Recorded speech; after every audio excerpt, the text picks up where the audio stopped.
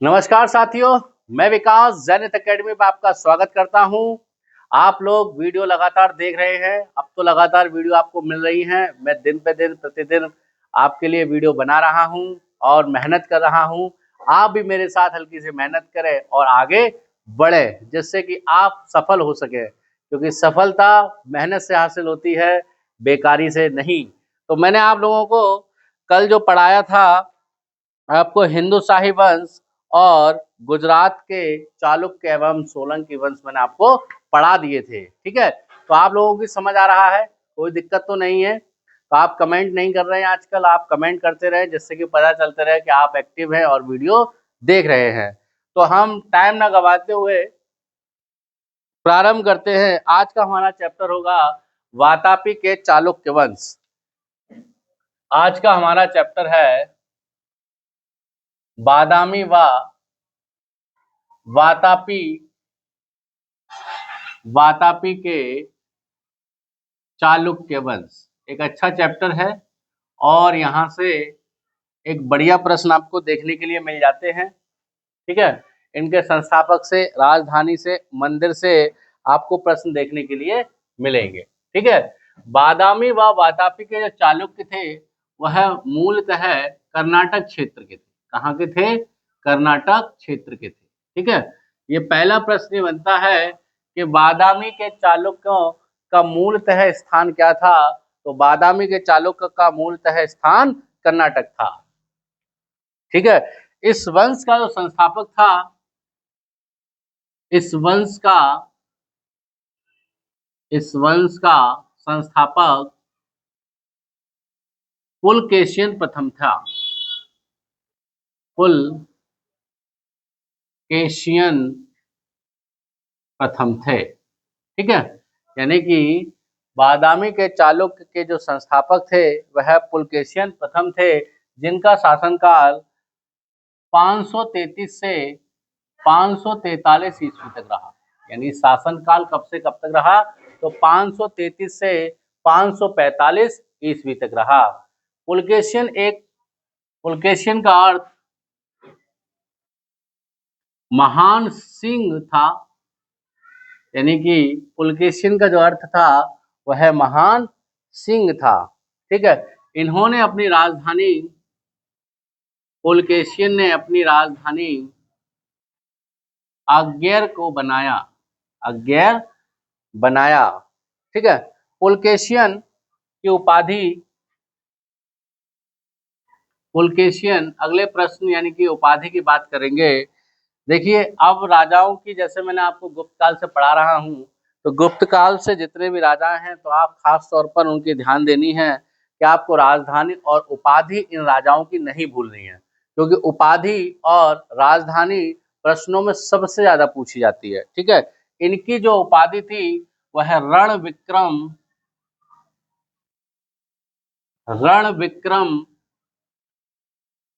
सत्याश्रम थी। सत्याश्रम थी। ठीक है, नहीं, सत्याश्रय।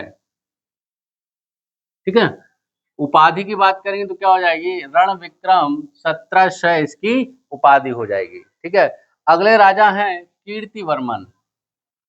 अगले राजा की बात करेंगे तो अगले राजा हो जाएंगे कीर्तिवर्मन। यह वातापी का एक महान प्रतापी राजा था, एक प्रतापी शासक साबित हुआ।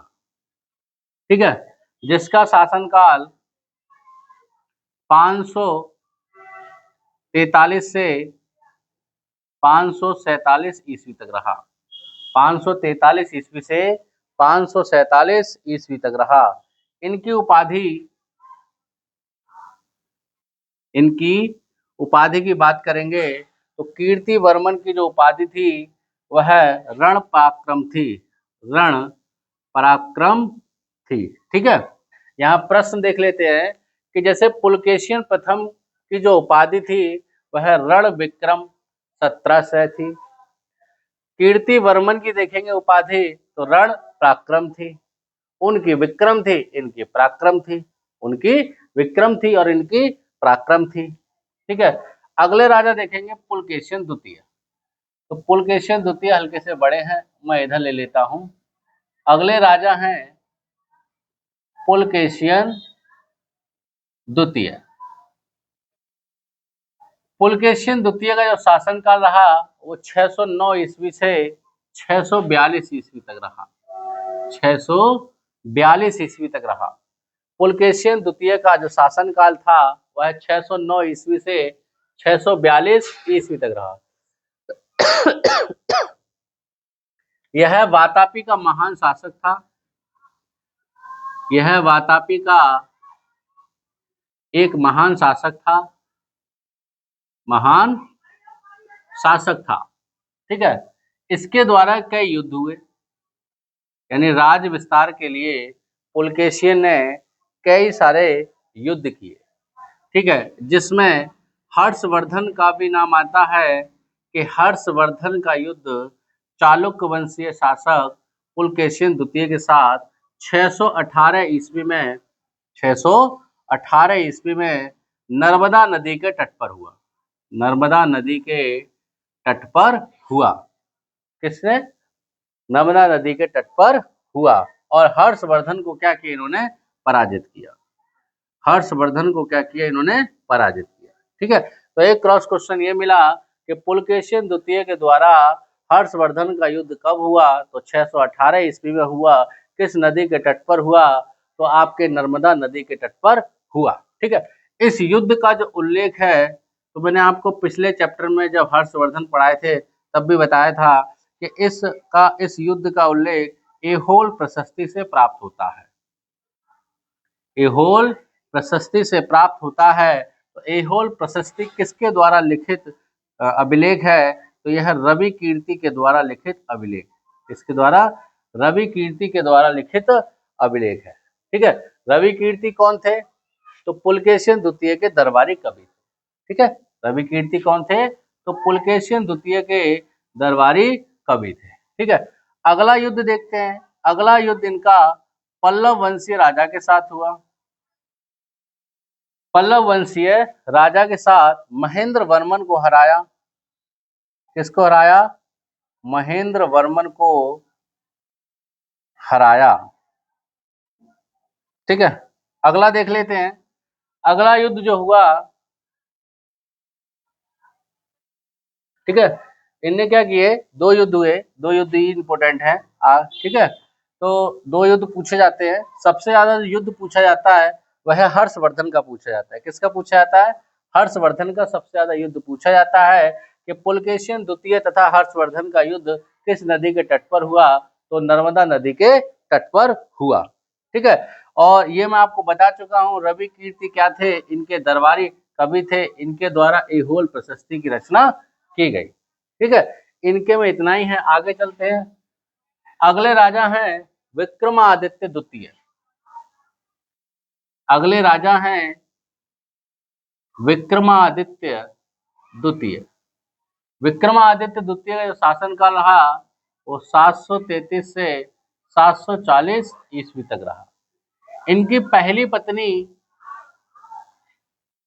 पहली पत्नी का नाम लोक महादेवी था।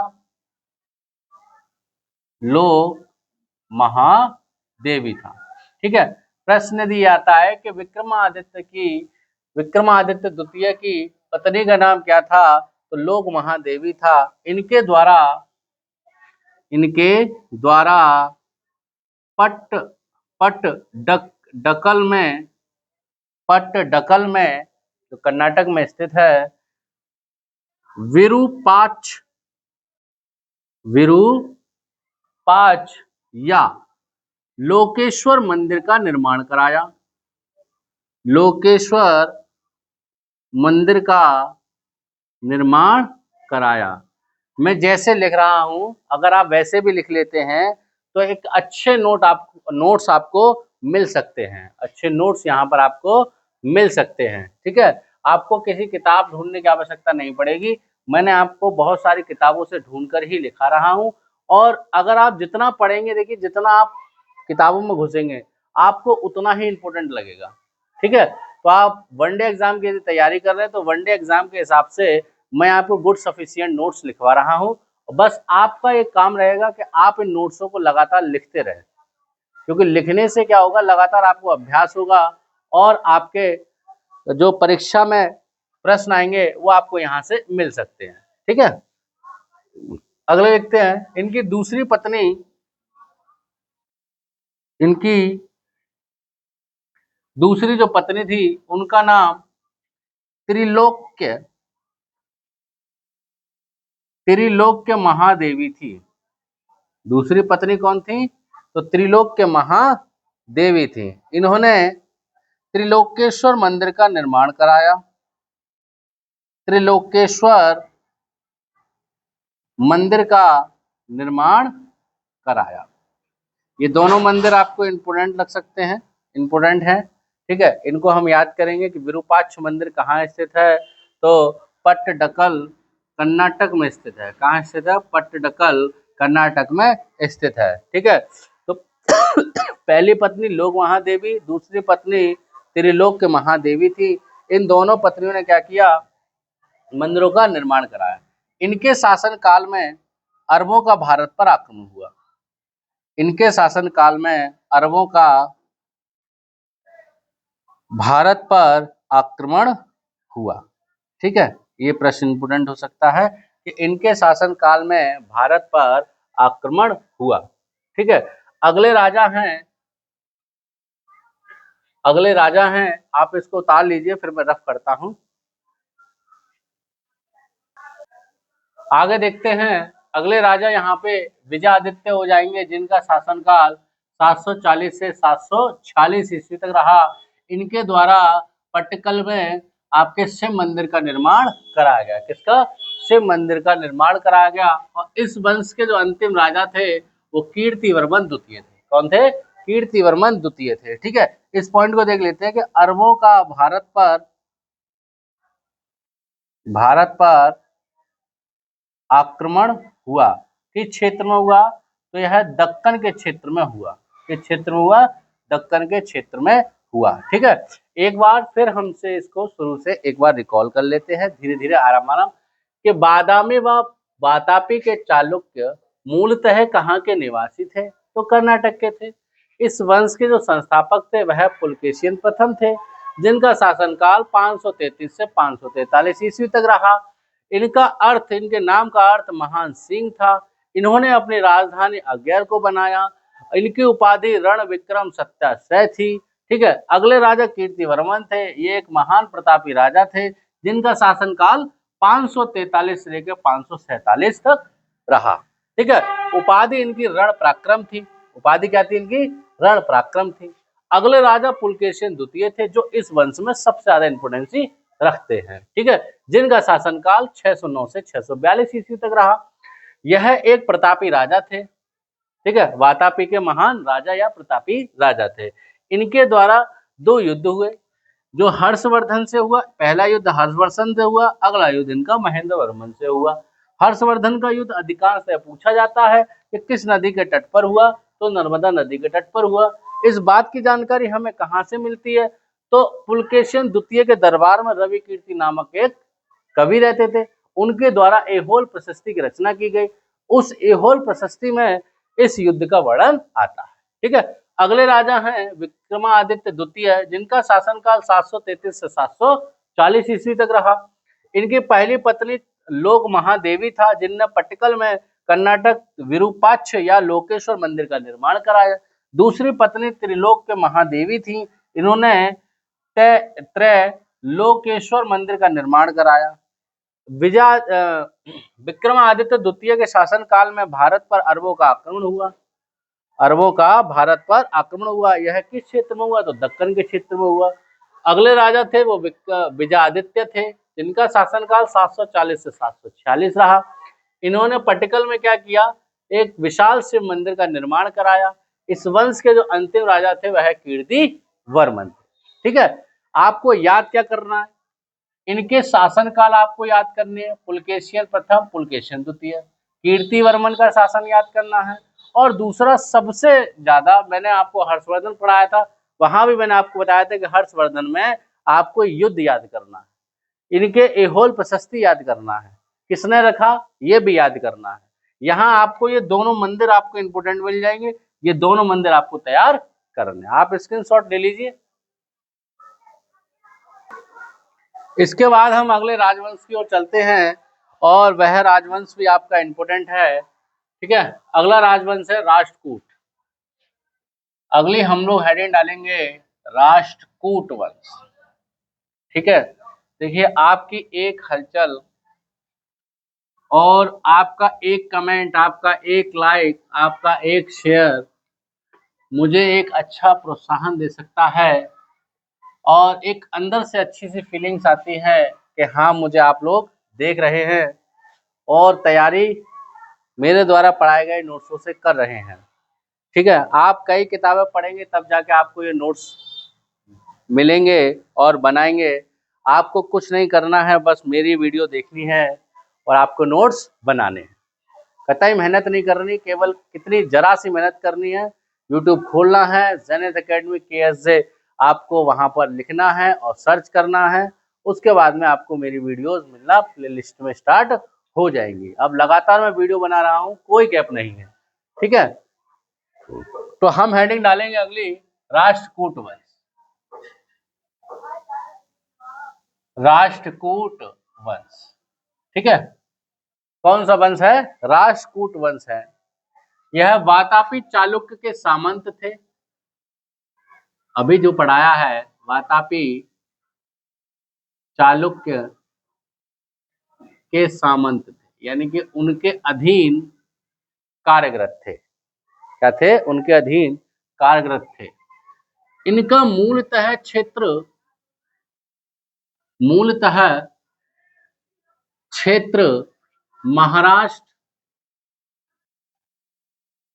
महाराष्ट्र व कर्नाटक का क्षेत्र था। महाराष्ट्र व कर्नाटक का क्षेत्र था, ठीक है। इनकी राजकीय भाषा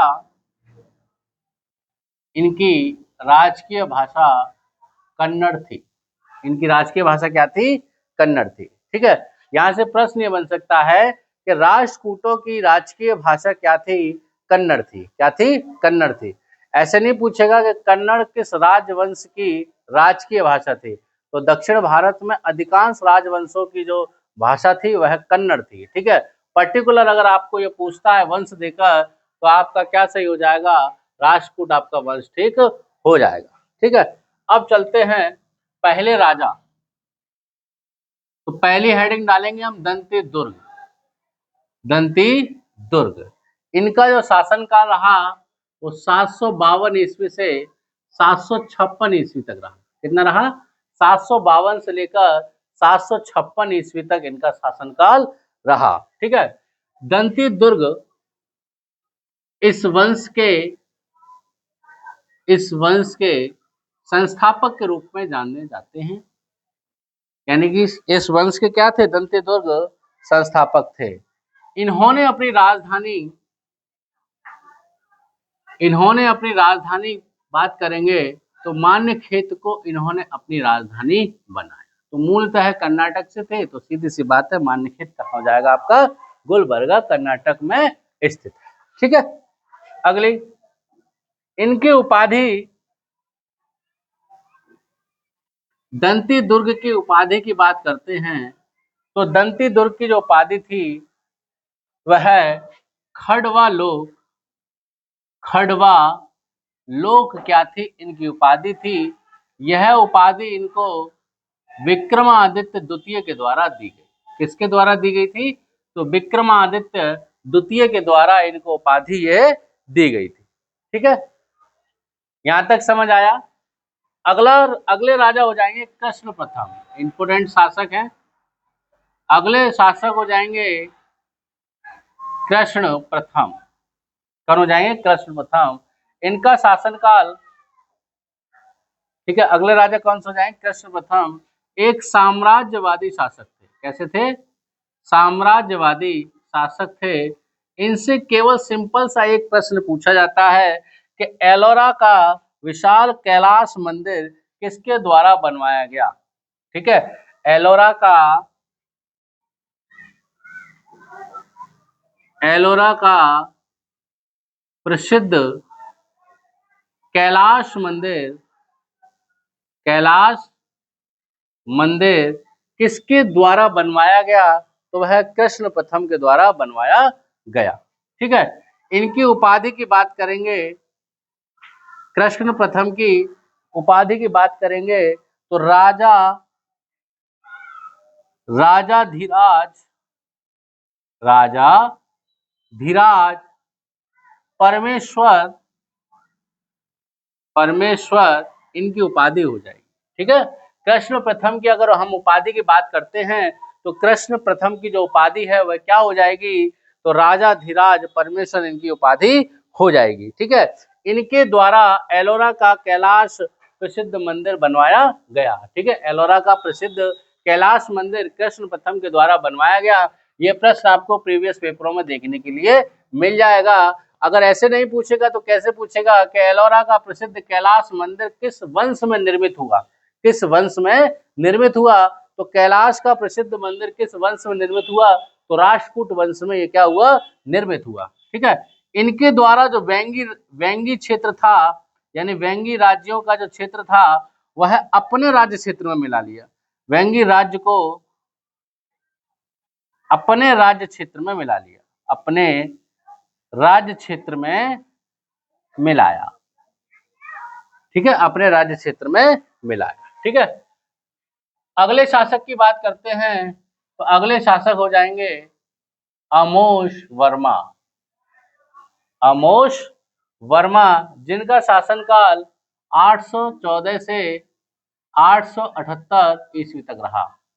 814 से 878 ईस्वी तक रहा। इनकी उपाधि वीर नारायण थी। इनकी उपाधि वीर नारायण थी। ठीक है, उपाधि क्या थी? वीर नारायण थी। आगे चलते, इनके द्वारा 2 ग्रंथों का संकलन किया गया। इनके द्वारा 2 ग्रंथों का संकलन किया गया। कवि राजमार्ग, कवि राजमार्ग, यह कन्नड़ भाषा में लिखा गया। इसमें कन्नड़ भाषा में लिखा गया। अगला देखते हैं प्रश्नोत्तर मालिका। प्रश्नोत्तर मालिका अगला ग्रंथ था जो आपका संस्कृत भाषा में लिखा गया। किसमें लिखा गया? संस्कृत भाषा में लिखा गया।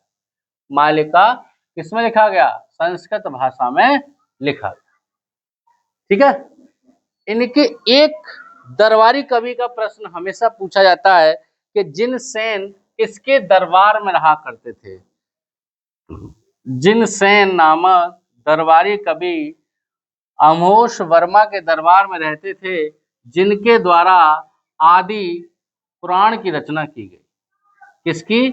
आदि पुराण की रचना किसके द्वारा की गई? तो जिनसेन के द्वारा की गई। और यह किसके दरबार में रहते थे? अमोश वर्मा के दरबार में रहा करते थे। अगले राजा हम लिखेंगे कृष्ण तृतीय। अगले शासक हो जाएंगे कृष्ण तृतीय, जिनका शासनकाल 939 से 967 ईस्वी तक रहा। ठीक है, मैं आपको इंपोर्टेंट केवल राजाओं और उनसे संबंधित कार्यों को करा रहा हूं, क्योंकि हमको वनडे एग्जाम निकालना है, ना कि आपको मेंस लिखना है। ठीक है, आगे चलते हैं। इनके शासन काल में 949 ईस्वी में तक्कोलम की लड़ाई हुई। तक्कोलम की लड़ाई हुई। किसकी लड़ाई हुई साहब? तक्कोलम की लड़ाई, जिसमें चोल शासक, सॉरी इसमें इधर लगा, चोल शासक परांतक प्रथम को पराजित किया। परांतक प्रथम को पराजित किया। किसने किया? तो कृष्ण तृतीय के द्वारा चोल शासक परांतक प्रथम को पराजित किया गया और वह कौन सी लड़ाई थी?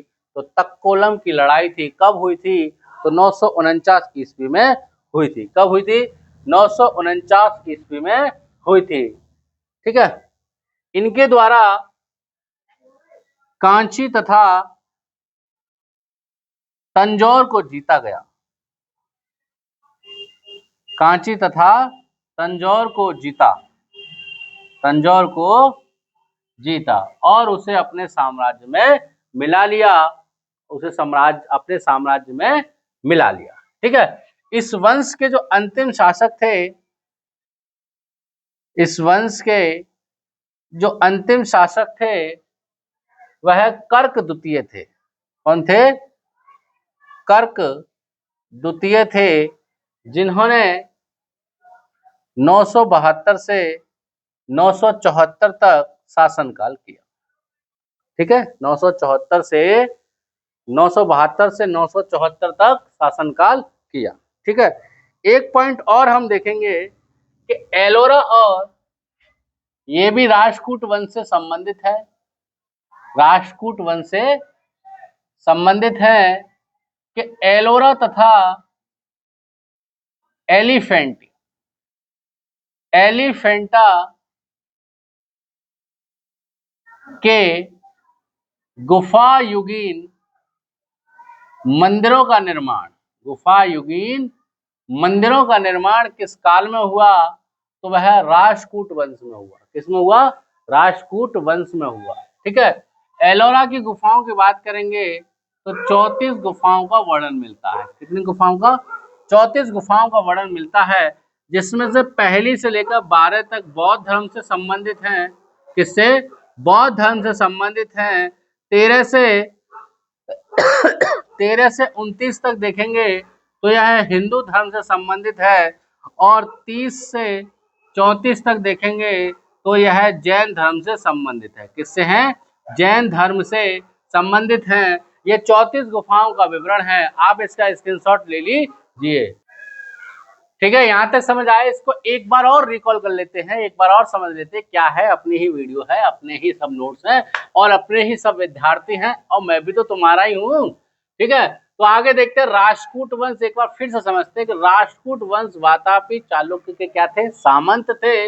यह मूलतः महाराष्ट्र व कर्नाटक क्षेत्र में रहते थे। राजकीय भाषा कन्नड़ थी। राजकीय भाषा क्या थी? कन्नड़ थी। तथा शासक जो थे वह दंती दुर्ग थे, दंती दुर्ग थे। शासनकाल 772 से 756 ईस्वी तक रहेगा। ठीक है। आगे देखते हैं इस वंश का संस्थापक की बात करें कि राष्ट्रकूट वंश के संस्थापक कौन थे। बहुत इंपोर्टेंट प्रश्न हो जाता है कि राष्ट्रकूट वंश के संस्थापक कौन थे। तो राष्ट्रकूट वंश के संस्थापक थे वह दंती दुर्ग थे।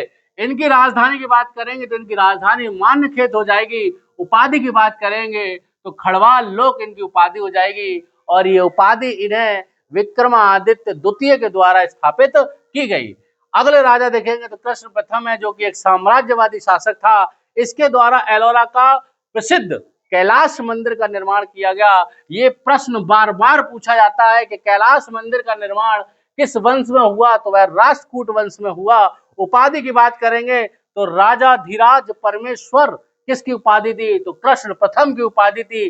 वेंगी राज्य को अपने राज्य में मिला लिया। किसको? वेंगी राज्य को अपने राज्य में मिला लिया। अगले राजा देखते हैं आमोश वर्मा, जिनका शासनकाल 814 से 78 ईस्वी तक रहा, यानी 878 ईस्वी तक रहा। इनकी उपाधि वीर नारायण थी। इनके 2 ग्रंथ सुप्रसिद्ध, पूछे भी जाते एग्जाम में कि कविराज मार्ग की रचना किसके द्वारा की गई थी? तो आमोश वर्मा के द्वारा की गई थी। यह किस भाषा में लिखित है? तो यह कन्नड़ भाषा में लिखित है। प्रश्नोत्तर मालिका की बात करेंगे, संस्कृत भाषा में लिखा गया। किसका ग्रंथ है? वर्मा जी का ग्रंथ है। अगले इनके दरबार में जिनसेन नामक एक कवि रहते थे, उनके द्वारा किसकी रचना की गई? तो आदि पुराण की रचना की गई।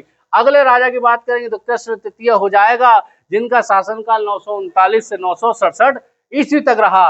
949 ईस्वी में तक्कोलम की लड़ाई हुई, जिसमें चोल शासक परांतक प्रथम को पराजित किया। किसने किया? कृष्ण तृतीय ने किया। कांची तथा तंजौर को जीता। कांची तथा तंजौर को जीता।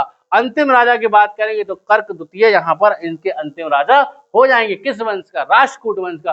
प्रथम की बात करेंगे तो दंती दुर्ग हो जाएगा, ठीक है। तथा एलोरा और एलिफेंटा गुफा युग इन मंदिरों का निर्माण किस वंश में हुआ? तो राष्ट्रकूट में हुआ। एलोरा की कितनी गुफाएं हैं? 34 गुफाएं।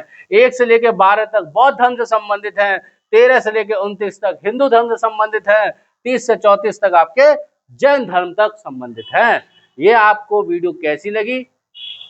और आपको मैंने जितना भी पढ़ाया है वो आपको गुड सफिशिएंट पढ़ाया, ठीक है। सफलता अगर चाहिए तो आपको पढ़ाई जहन में उतारनी पड़ेगी। कहाँ उतारनी पड़ेगी? जहन, दिल, दिमाग, हर जगह आपको केवल क्या नजर आनी चाहिए? किताब ही नजर आनी चाहिए, पढ़ाई ही नजर आनी चाहिए। समय का प्रयोग करना सीखें। समय आज तक किसी का नहीं हुआ। समय बड़ा बलवान होता है, ये बात तो आपको मालूम है। समय राजा को रंक और रंक को राजा बनाने में देर नहीं करता। समय बड़ा पाबंद होता है। आप समय के साथ अपने आप को क्या करें? परिवर्तित करें। परिवर्तन ही जीवन का परम मोक्ष है।